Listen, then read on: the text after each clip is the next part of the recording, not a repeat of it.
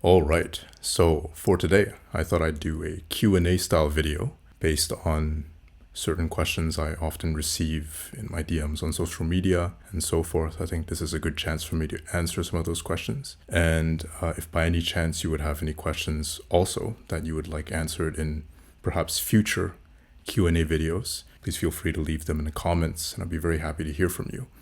But let's get into it. I chose 4 particular questions for today, just related to violin playing practice approach when it comes to concerts and the practical side of things. The first question, I'm paraphrasing here, but the essence of it goes something along the lines of this. It says, when I play alone, I feel comfortable and can focus on the music. But when thrust into performance situations such as auditions and concerts, I come to the hall and cannot feel the same. I'm kind of tense and suddenly things are heavy. I cannot relax, and anyhow, I cannot find myself there. So is there something mental or physical that can be done before going on stage to help that, to alleviate that? I think this is a great question since I face the same problem. I think it's a very common thing for musicians in general to face. I mean, after all, we're all human. We feel and we respond to our surroundings. When it actually comes to the point of getting to that situation when we arrive at the hall or at the audition, I think the first thing I'd be aware of in this case is breathing.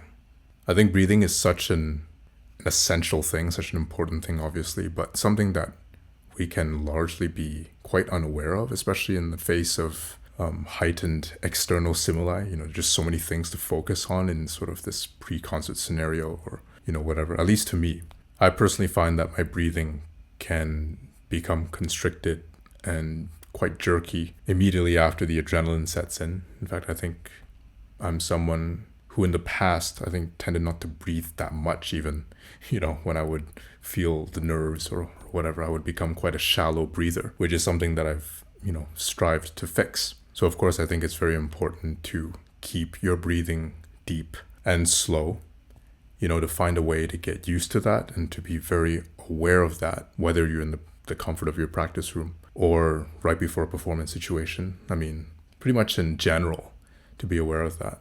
I think that also makes a huge difference in your ability to focus, and to focus on all the right things, on what you want to, right before you go on stage. Also, physically speaking, when we're in this kind of situation, I think any kind of physical weakness in the body or built up tension even gets highlighted. So just to give you an example of a relatively more susceptible area like the right thumb when holding the bow, where normally, I guess, in the practice room, you would feel all right. But if there is some weakness there in the muscles, then it's very possible that, let's say on stage, in the situation, at least when you're performing, that the right thumb will tense up or even cause the bow to shake. And that also applies, elsewhere in the arm and shoulder in general, for that matter. And also just to share something from my personal experience as well, when I feel under pressure, I find my shoulders tend to come forward, as sort of an act of closing up or scrunching up, something that I'm not necessarily aware of in the moment. But I think that's also very important in the sense that it can really sort of influence and in some cases inhibit certain motions in the arms and shoulders and stuff. So I think it's very desirable to really open up the shoulders. And in a way that actually goes hand in hand with confidence, actually, and the willingness and the sort of the mentality to embrace the moment you have on stage. Is sort of like opening up to the musical experience and to the audience. All right, so moving on to question 2. Are there any specific technical exercises to improve the support of the bow arm on the strings? Also a very good question. So I've covered a lot of topics regarding the bow arm in my Art of Etude series, but what I would say could be the foundation for everything in the bow arm from which everything stems is a slow bow. So the ability to maintain a slow, an extra slow sustain, keeping everything as even, as consistent as possible, while still keeping a healthy sound. And unlike other strokes which have more passive components, such as release and so forth, or even just when you're moving the bow faster in general, just because it feels like we're doing something. Whereas at a slow speed, it feels like often we're not moving the arm at all. But actually bowing at this speed emphasizes the need for absolute control over every single part of the bow stroke. And that's really the objective of this exercise. It's just a great way to stabilize the bow arm and to kind of center yourself before everything. You also get to know your own bow arm in a sense, because at that slow speed, you can kind of observe at every single moment which muscles are doing what. And also with, let's say, each finger too. It's like what each individual finger is doing, what part it's playing at every part of the bow stroke in order to maintain that kind of very consistent and healthy sustain. I actually often start with this in the mornings before anything. And to increase difficulty, all you have to do is really to go for a softer and softer dynamic. So you do, piano sustain or pianissimo sustain, and yet always keeping substance in the sound. That's key. So on to the third question. It says, if you have to pick up a piece last minute, or if you have a huge program to prepare, or both, how do you best manage time in practice to get what needs to be done as quickly as possible, while still making time for technical work, such as scales, arpeggios, or whatever exercises you like to do? Yes, so I think to make the most efficient use of your time in this case, I would first of all find whatever ways to combine your usual technical work and repertoire work, so within the piece itself. So for example, if within the piece or pieces that you're working on that there's any extensive scale or arpeggio passages, then it would make sense to use those particular scales or arpeggios as your scale and arpeggio regimen. And when it comes to exercises, let's say if you like to do Dunis or Shevchik, I think in this case, it would be worth becoming a bit creative in the sense that you take whatever awkward passages or difficult passages in the piece and turn them into Dunis-like exercises or whatever.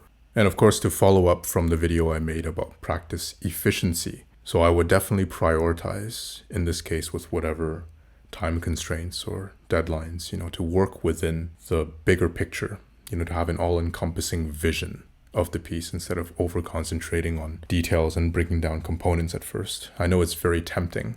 So one thing I'd particularly focus on is phrasing. So basically, the more long-term goal and direction and flavor that I want to give in every phrase in those pieces. And start with that, regardless if, I guess, certain passages are not as fluent or as clean as I would like. I find that this way, even though there is an emotional investment involved, that you could more quickly get used to the feeling of stamina and, the particular bodily demands that are required to perform that or those pieces of music.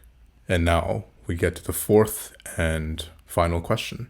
Do you have a pre-practice routine?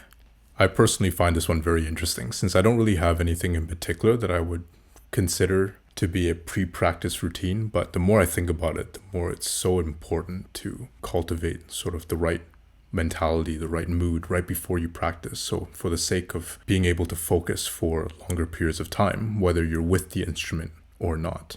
So for me personally, I find that I always benefit from being in a state of, you could say, extended calm, or in a state of introspection, when all the external factors around me don't really matter and that I'm always just lost in my inner world. I think that's why I naturally gravitate to and even am more willing to practice late at night. Of course, only when circumstances allow, but that's usually when I feel like I have most peace and focus. Of course, it's completely possible to replicate this at any time of the day, but I think the most important thing, the key thing for this to work, in my experience, is that for a period before you practice, it's important to keep away from any screens, such as your phone or your computer, and to use that time to stretch or just to relax, just to even look out the window if the weather's nice, but to give yourself the time and space to start to think and reflect and to get into that sort of mode of introspection and, to start to build your inner world around you. All right, here we are at the end of this informal Q&A. I hope this was helpful, and I'll see you in the next video. Cheers.